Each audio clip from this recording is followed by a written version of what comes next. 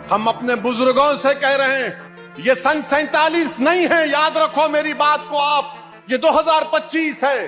तुम माजी की बात करके मौजूदा दौर की फिरका परस्ती का मुकाबला नहीं कर सकोगे। जब तक तुम अपनी तकलीफ को संविधान और आईन के दायरे में रहकर नहीं बोलोगे तो कौन तुम्हारे मसाइल को हल करेगा।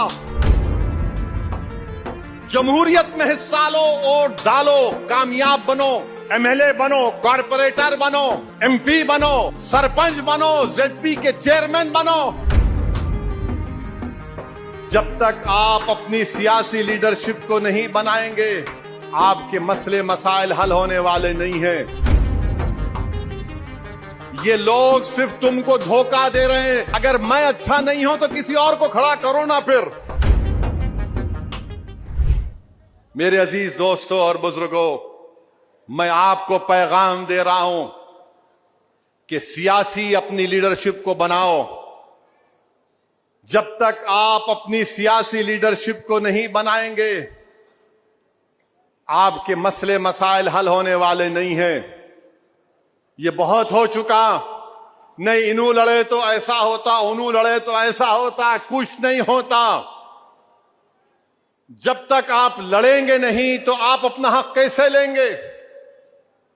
जब तक आप आवाज नहीं उठाएंगे तो कौन तुम्हारी आवाज को सुनेगा। जब तक तुम कदम नहीं बढ़ाओगे कौन तुम्हारे सामने से हटेगा। जब तक तुम अपनी तकलीफ को संविधान और आईन के दायरे में रहकर नहीं बोलोगे तो कौन तुम्हारे मसाइल को हल करेगा।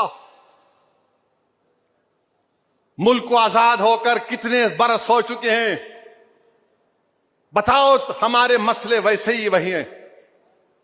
वही आसाम में कम से कम 3-3.5 हजार घरों को तोड़ दिया गया। उत्तर प्रदेश में कोई ना कोई कुछ ना कुछ होते रहता है।